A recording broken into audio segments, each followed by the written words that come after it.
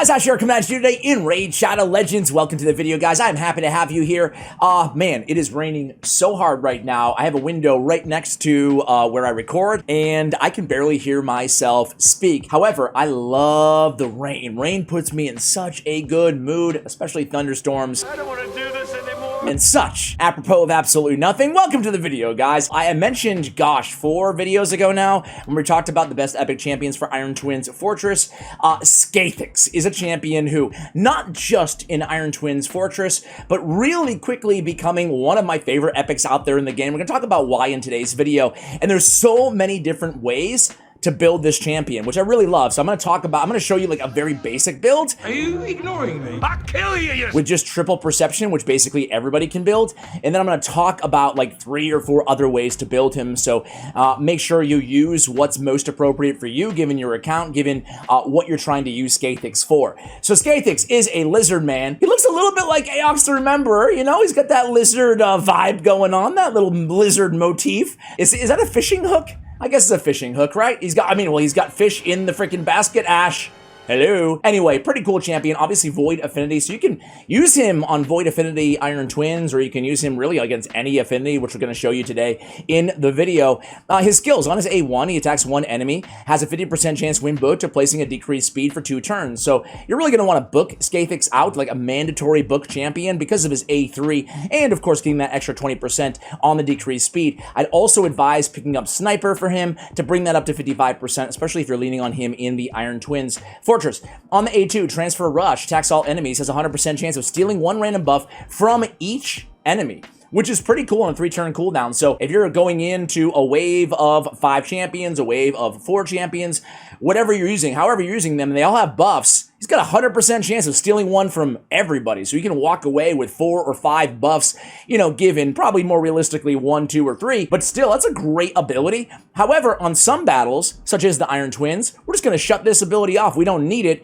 In other battles against like Hydra, yeah, great ability, right?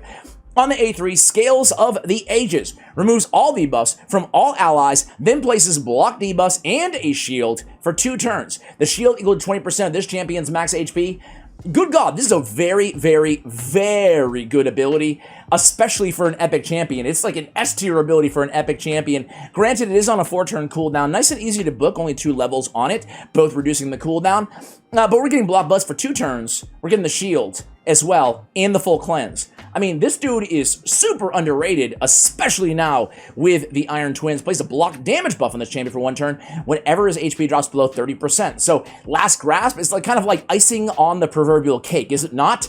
I mean, we get this, and we know, especially Iron Twins, deal a lot of damage, so it's nice to have this Last Gasp ability as well. As Aura is resist in all battles by 40. And then on Masteries, I kept it pretty simple here. I went down and picked up War Master, just for a little bit extra damage. I picked up Life Drinker, is that what it is? Life Drinker, there we go. What was that? Remember me? Life Drinker, just in case, but he's remaining pretty healthy, right? I went down, grabbed the accuracy. Accuracy is super important on this champion. As I mentioned, I wanted both lasting gifts to extend the duration of the block debuffs, going to be very, very important, and the shield. I want Shield Bearer on this champion to beef up that shield on this A3, and we also want Sniper to increase the chances of getting that decreased speed to land off the A1. So those are the most important masteries, plus the accuracy. Again, you can go War Master, you can just go defense if you want to just build him super tanky. I'm really not worried about too much damage from this champion. His attack base is 1,000, so it doesn't, you know, scale very well. However, his multipliers are pretty solid, around 4.1, 4.2. You can see it on the screen right now. So he can put out a little bit of damage for a support champion. However, in this build, I'm really not prioritizing any DPS from him. I just want him to keep the rest of the team alive and place his decreased speed, etc. So what other ways can you build this champion? I have him here again in triple perception, just trying to maximize his accuracy. I went for a little bit extra defense, even though his shield is based on his HP. Of course, that is up to you guys, what you want to go with there. I think I went with defense percentage on the gauntlets, or HP percentage on the gauntlets and defense percentage on the chest. You can obviously just go HP on both as well. HP is a great survivability stat to have. However, I'm really aiming for around 3k defense on level 15 Iron Twins, so for that reason, I prioritize defense.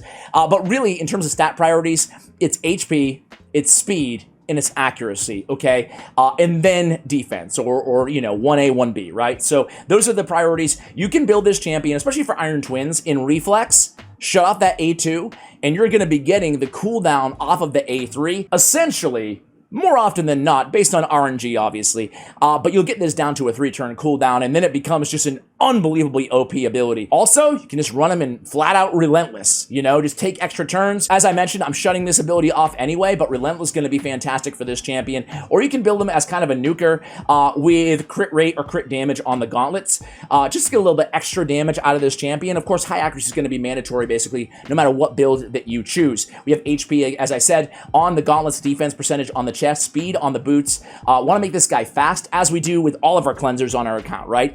We want them to cleanse as much as humanly possible, plus the block debuffs, plus, you know, the shield, everything else he's bringing to the table. We have accuracy on the banner, we have HP on the amulet, and then we have HP again on the ring. We've got a trip roll of defense there, so 29 defense is not too bad percent off of a ring substats. So that's how we have them built, guys. Those are some other builds for you guys to consider. Of course, any of the builds work for Iron Twins. Let's go ahead and start out in the Iron Twins Fortress. Here we're against Force Affinity today. You know what, guys? Let's just pull a good luck Soulstone. What do you say? Can't you just be f***ing normal? Good luck Soulstone. So I asked you guys about these Soulstones, if you find them worthy of a whole video, and the feedback was kind of mixed. I would say 60-40 in favor of yes, we would watch a whole video of Soulstone pulls, but I think I'm reevaluating, and I'm just going to add them into whenever we talk about Iron Fortress or Awakening. I'm just going to add a couple bonus pulls for you guys. So we get a Pitiless one, 4-star, meh. Not too happy with, but however, we do get the Eternal Soul Coins. That's good. And I want to see what's in my shop, too. Sorry for this big, long interlude here, but whatever. Intermission? Interlude? What's the difference between those two words? I don't know. Daywalker? No thanks, man. Soul Marchant, what do we got? We have Martyr. We have Crutraxa. We have Mother Cybele. Oh, and Cleopatrix. We got Royal Guard. Dude. I don't know about you guys, but I get like... I get attached to a champion every single day. I'm like, well, I really need to get Mother Cybele. I love Mother Cybele. I would put Mother Cybele over Martyr. That's how much I love her.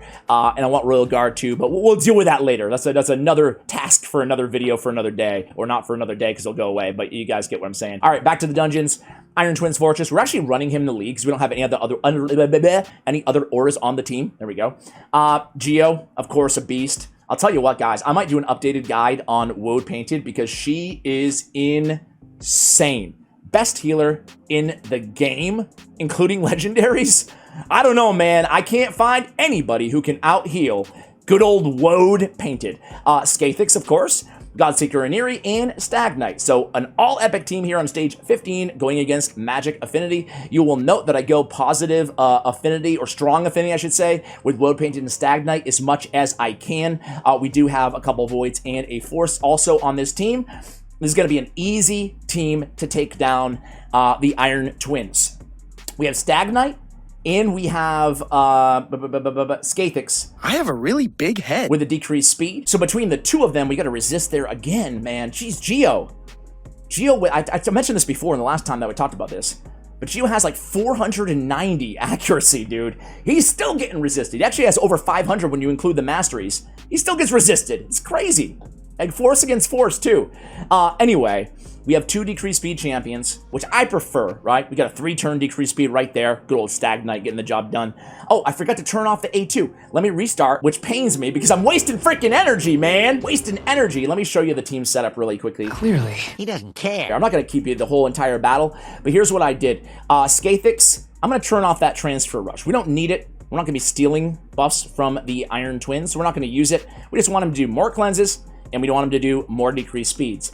On Woad Painted, I'm shutting off her A3 overpower, and on Geo, I'm shutting off his A2 ability because we have him in Reflex. Again, as I mentioned earlier, guys, Reflex, I think, is probably the best option for Skathix if you're just using him for Iron Twins. Use that Reflex, shut off that A2, and boom, boom, boom, we're going to get that reduced cooldown. Reflex is such a broken set. We get the resist again. I can't believe it. Reflex is such a broken set in this game, guys. It is just top tier. I would put it really alongside Perception, Relentless, and Speed as like my favorite sets in the game. You can use them on so many champions. But anyway, guys, let's see. Get back to the team here. Let's get back to the team. I digress. Dude, okay, we got the burn that time. Weaken was resisted. Who cares? We don't care about weaken. So we have decreased attack on Stagnite. If we can land it, man. Dude, I'm telling you, man, the resist is very high. He's resisting everything right now. Luckily, we do have that lead the pack or whatever, and we got the best healer in the game, right? I mean, look at good old Woj. She's like, oh, what? Your team's gonna take some damage? No big deal. I got full heals every single time, right? I don't want to die! What are the most important things we need for Iron Twins? I mentioned this before, but it's good mentioning again. Decrease speed, decrease attack. I would say decrease attack, decrease speed, healers / cleansers, DPS, and that's basically the most important stuff, right? All right, so here we go. You can see our HP getting a little low, but good old Woj, she's got us covered, man. And if she doesn't have us covered for whatever reason, well, we got Godseeker and Eerie, right? We're going to be A-okay. We do need to land that HP burn a little bit faster, though, on Geo. Not on my watch. You can see he actually dies there, but then he gets the complete heal from Woj. I think he'll have his A3 available right now. You got to land it here, man. The longer these battles go on, the more perilous it gets for us, right?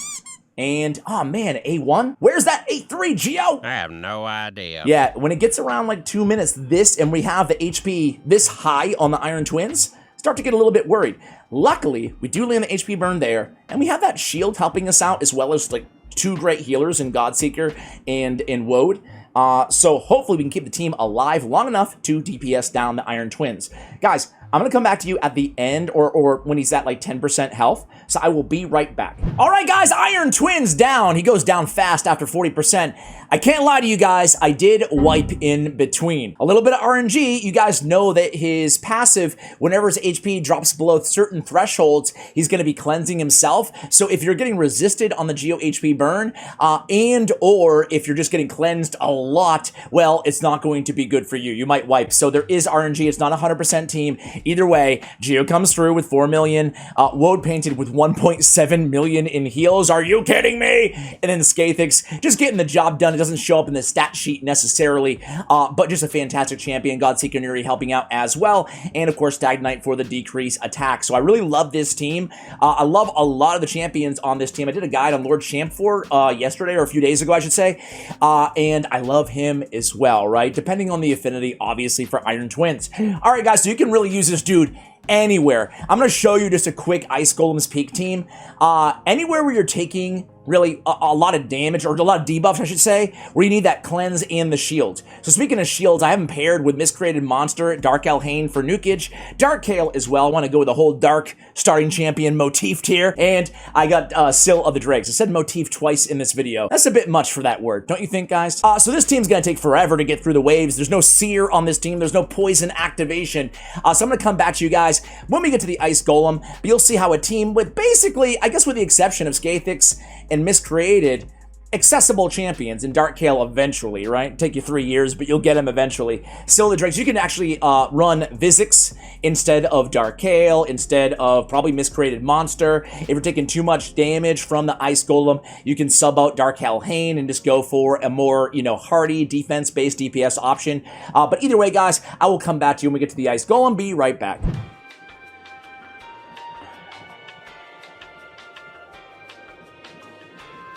Alright guys, sorry, I didn't have a chance to actually show you the gameplay against the Ice Golem. I wonder why. I think you guys get the point. You get the shield, and you get the decreased speed between Sill of the Drakes and Skathix. Decreased speed basically always up there on the boss. Obviously, block debuffs, very helpful as well against the Ice Golem and his 2 minions. What actually happened was very interesting. Everybody wiped, but Skathix stayed alive, and he soloed the Ice Golem stage 25 at the very end without any real concern. He had about 50% HP. Either way, guys, I love Skathix. Very, very cool champion. Definitely underrated in my opinion, especially that A3 ability and bringing that increased speed as well. And the reason I should say he stayed alive there at the end was because of that passive, right? Keeps him alive against the Ice Golem. Perfect. Allow him to solo at the end. Finish the job, which does happen from time to time against the Ice Golem. All right, guys, thank you for watching all the way till the end. I appreciate you. And as always, take care, guys.